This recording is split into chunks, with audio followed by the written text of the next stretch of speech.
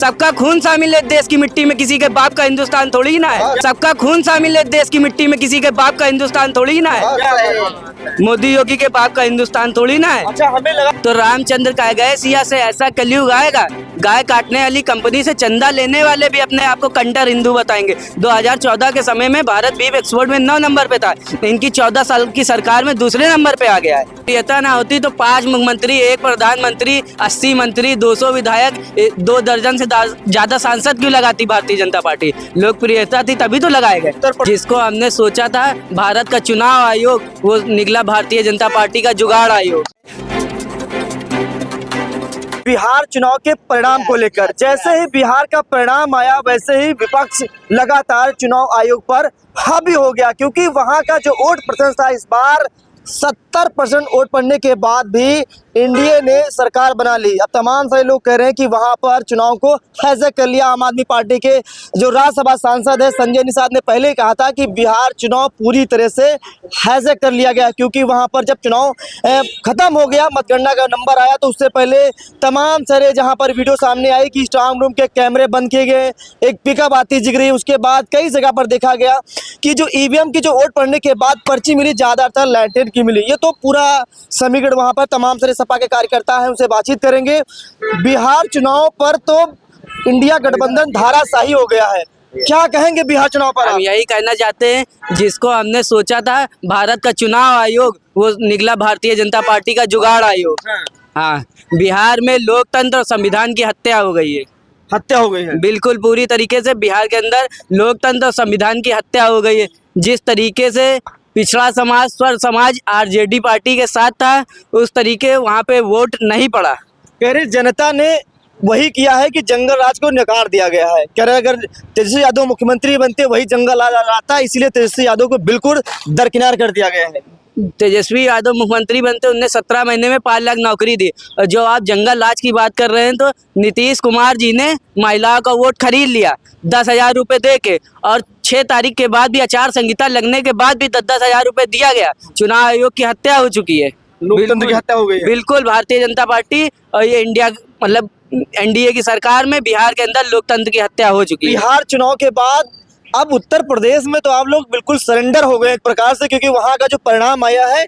अब उसके बाद उत्तर प्रदेश का बड़ा चुनाव है, तो उत्तर प्रदेश में भी आप लोग एक प्रकार से डर गए होंगे। अभी देखिए, जो ये एसआईआर का मुद्दा है, ये हम लोग समझ चुके हैं। अब ये उत्तर प्रदेश और तमिलनाडु और बंगाल किसी राज्य में नहीं चलने वाला है। नहीं चलेगा, बिल्कुल नहीं चलेगा। यही तो बात बिहार में भी कही जा रही थी कि तेजस्वी यादव की बड़ी लोकप्रियता है, बहुत वोट मिलेगा, इस बार पूरा माहौल बदल जाएगा। लोकप्रियता ना होती तो 5 मुख्यमंत्री, 1 प्रधानमंत्री, 80 मंत्री, 200 विधायक, 2 दर्जन से ज्यादा सांसद क्यों लगाती भारतीय जनता पार्टी। लोकप्रियता थी तभी तो लगाए गए। उत्तर प्रदेश से अखिलेश यादव भी गए थे, तमाम सारे समाजवादी पार्टी के सांसद भी गए थे, तो विपक्ष भी तो राहुल गांधी भी प्रचार करने के, अखिलेश यादव भी प्रचार के, तो विपक्ष क्या कहीं से कमजोर नजर आएगा? विपक्ष ने भी तो दमदार प्रचार किया। देखिए, विपक्ष कमजोर नहीं था, पर भारतीय जनता पार्टी ने पूरी तरीके से बिहार में लूट मचा दी वोट की। जिस तरीके 45 लाख फर्जी वोट पड़े, 15 लाख वोट काटे गए, उस तरीके बिहार में बहुत बुरी तरीके से चुनाव आयोग ने लूट मचाई है। अच्छा, हाँ,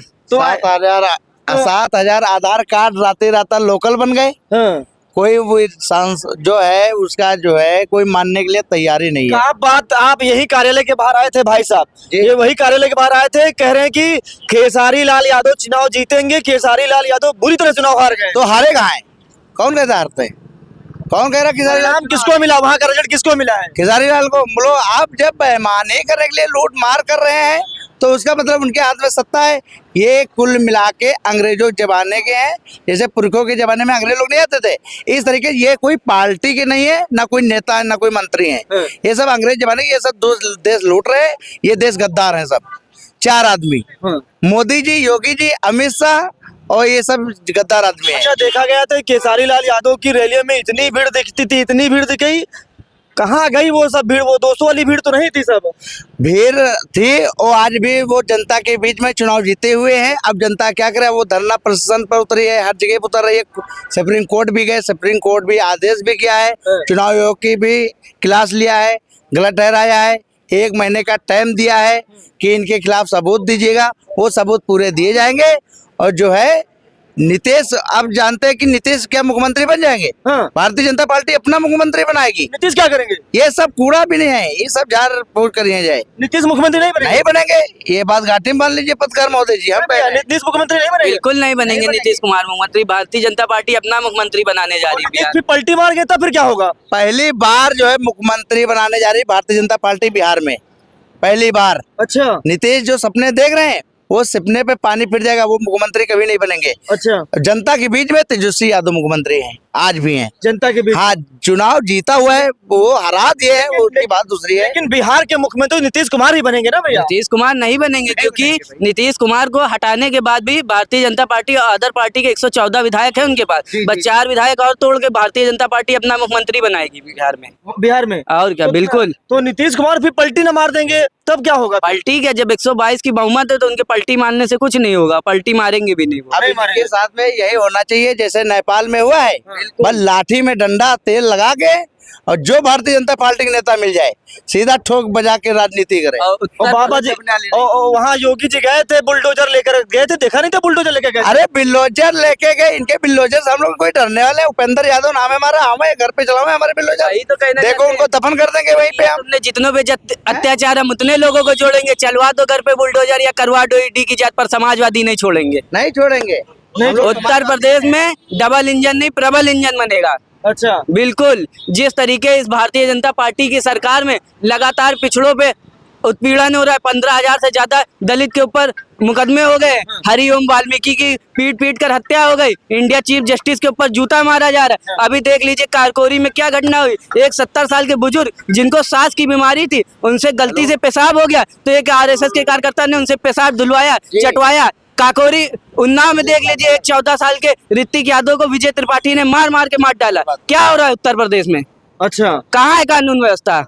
कानून व्यवस्था बिल्कुल ध्वस्त है। बिल्कुल दोस्त है। कोई कानून अच्छा, व्यवस्था नहीं है। कानून व्यवस्था सारी पुलिस प्रशासन हर चीज जो है भारतीय जनता पार्टी के नीचे गुलामी कर रही है, कोई जनता को देखने के लिए तैयार नहीं है, ये हम साबित कर देंगे। कह रहे तमाम से लोग कह रहे कि चुनाव आयोग भाजपा का हो गया, पूरा भाजपा के लिए काम कर रहा है। बिल्कुल भाजपा ही का ये चुनाव आयोग है, भाजपा का जुगाड़ आयोग है। मैं तो ज्ञानेश कुमार को चैलेंज देना चाहता हूं कि मात्र वो 1 घंटे का डिबेट रवीश कुमार के साथ कर ले, बस उनको उनकी औकात खुद पता चल जाएगी। अच्छा। या ध्रुव राठी के साथ कर ले। अच्छा, और क्या, उनसे डिबेट कराएंगे आप? बिल्कुल। आपकी मांग है? हाँ, भारत के प्रधानमंत्री को भी मैं चैलेंज देना चाहता हूँ, उनने आज तक एक भी प्रेस कॉन्फ्रेंस नहीं करी। एक प्रेस कॉन्फ्रेंस वो सिर्फ 1 घंटे की राहुल गांधी के साथ कर ले, उनकी औकात पता चल जाएगी। राहुल गांधी को पप्पू कहते हैं भैया लोग। पप्पू नहीं है वो, पापा है। पापा है। वो पापा है, मोदी का पापा है। पप्पू तो मोदी है। अच्छा, मोदी ने क्या किया है भारत के अंदर? कुछ नहीं किया है। मोदी अगर कुछ किया ना होते तो 3 बार गद्दी पे लगातार कैसे बैठते? 15 लाख नौकरी दे दी, 2 करोड़ युवा को रोजगार दे दिया, किसानों की आय दुगनी हो गई। इनकी सरकार में क्या है? भारत भुखमरी में 105वें नंबर पे है, भारत की मीडिया 191वें नंबर पे, चाइना 4000 किलोमीटर वर्ग अंदर घुस चुका है, अमेरिका टैरिफ लगा रहा है। किसी भी मुद्दे पे भारतीय जनता पार्टी फेल है पूरी तरीके से। लेकिन बिहार में भैया ना महंगाई दिखी, ना बेरोजगारी दिखी, ना जो बाहर मजदूर काम करने के पलायन कहते हैं ना, वो भी नहीं रुका। मतलब बिहार में तो संगता में गोली चलवा रहे, गुंडाई कर रहे खुला, और दूसरे बता गुंडा दुलार चंद यादव के यहाँ मरवा दी भारतीय जनता पार्टी, मरवाई खुला मरवाई, आचार संहिता में गोली चल रही है।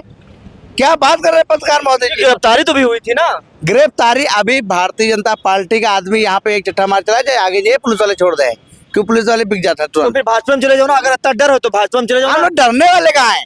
हम लोग मर जाएंगे, सर झुकेगा नहीं, सर कट जाएगा, झुकेगा नहीं। हम लोग समाजवादी पार्टी के कार्यकर्ता है, इतिहास नहीं बिगोल बदल देंगे। अच्छा, और अब किन जो है केंद्र में है, अभी रुको उत्तर प्रदेश 27 में देखो किस तरीके से लाठी डंडा का इस्तेमाल हो रहा है। बिहार में इतनी बड़ी हार हुई और उत्तर प्रदेश की अभी हार आप लोग स्वीकार नहीं कर रहे हैं। नहीं, हम लोग कैसे स्वीकार कर ले, इतनी जल्दी स्वीकार करने वाले नहीं, लड़ेंगे, टक्कर देंगे।